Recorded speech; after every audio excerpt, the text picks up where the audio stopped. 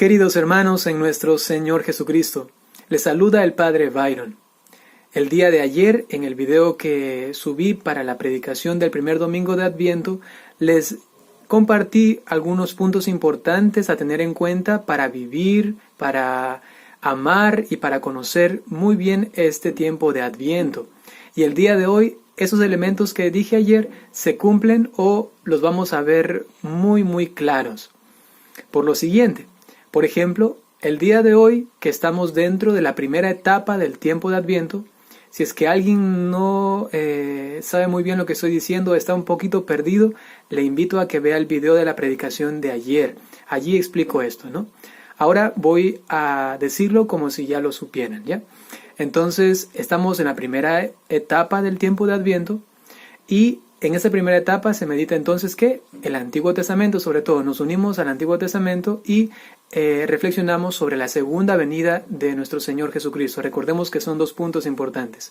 Entonces, para hacer esto no podemos basarnos en el Evangelio, porque el Evangelio de hoy nos habla de un centurión romano, de un milagro. Al final Jesús nos dice que vendrán de oriente y occidente a sentarse, a compartir en el reino de los cielos. Eso no tiene mucho que ver con Adviento, ¿no? Es porque justamente, aquí se cumple también el otro detalle, la que tiene la tónica o la que brinda la tónica del día, el tema de meditación es la primera lectura. Es algo muy especial en todo el año litúrgico, ¿no? Entonces vamos ahora a prestar atención a lo que quiere decirnos la primera lectura, la cual luego obviamente se complementa con el Evangelio y tiene luego un mensaje profundamente cristiano, porque si solamente meditásemos el Antiguo Testamento sin considerar el Evangelio, sería una meditación judía, pero nosotros meditamos cristianamente, como católicos.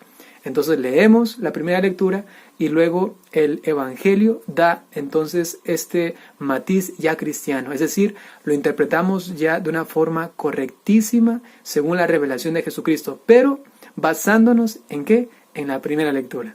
Listo. Ahora presten mucha atención a esta reflexión.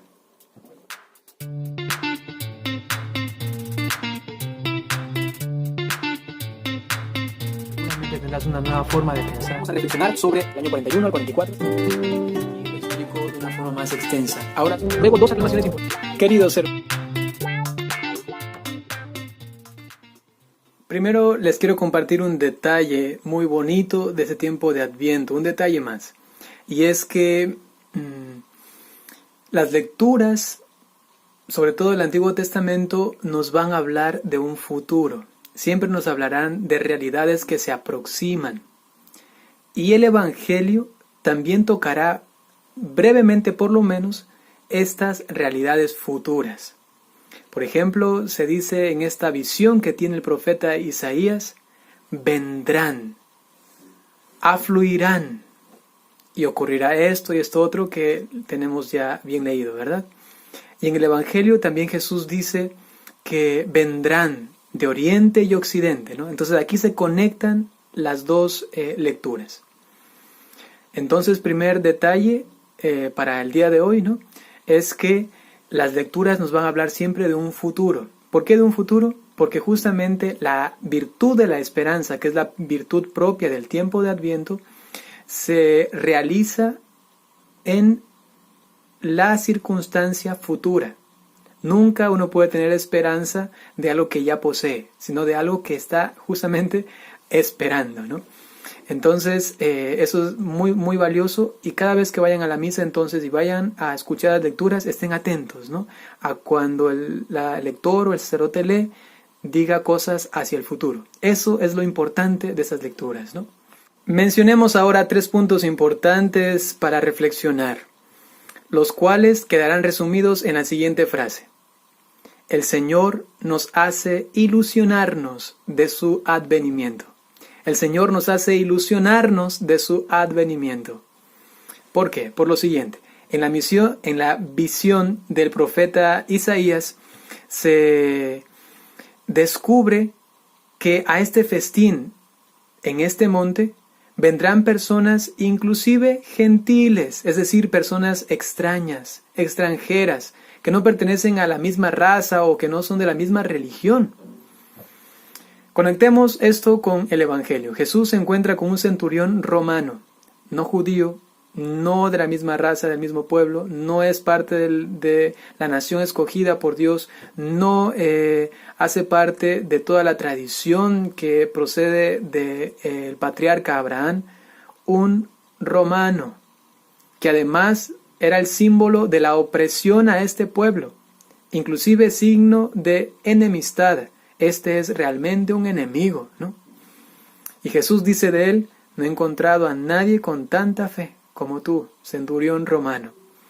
Esto es una bofetada para los judíos de ese tiempo, para los que interpretaban la palabra de Dios sin considerar claramente esos pasajes, por ejemplo, que hemos leído el día de hoy del profeta Isaías. ¿Por qué no los consideraban?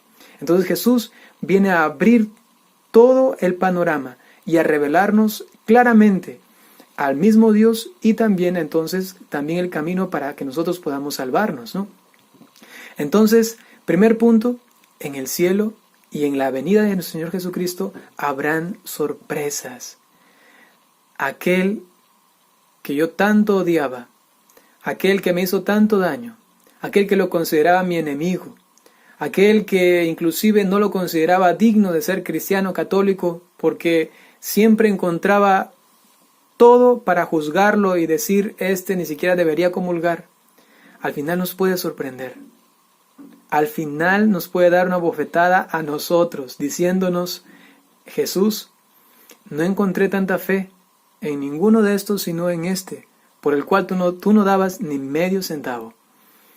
Esto es algo que puede pasar realmente. Por ejemplo, les comento brevemente, como ejemplo, a Santa Josefina Vaquita, la cual de niña, golpeada, maltratada, esclavizada, fue llevada a Francia. De ella no se esperaba nada.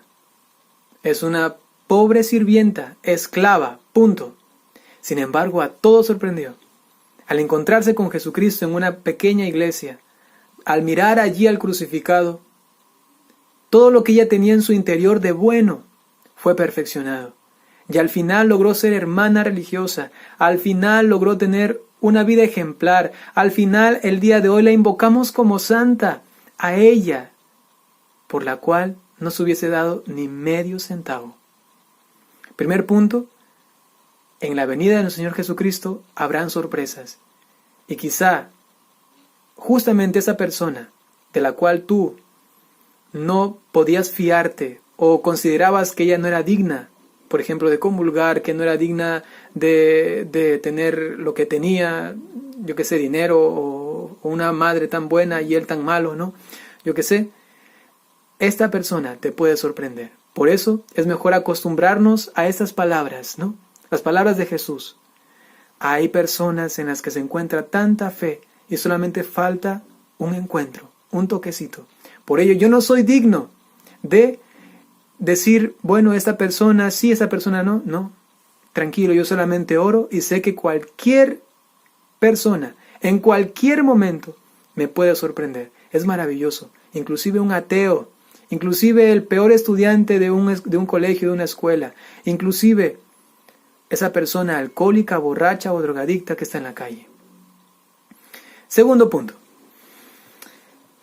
Nos habla esta visión del profeta Isaías de una conversión o de un cambio, una transformación. ¿De qué? Él habla de instrumentos, habla de espadas, habla de lanzas que se harán podaderas, que se harán arados, ¿no? ¿Qué significa esto?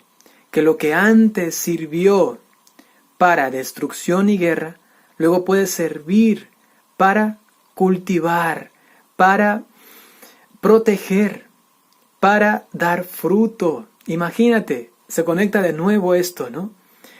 El símbolo del centurión romano en el Evangelio conecta ahora también con esto.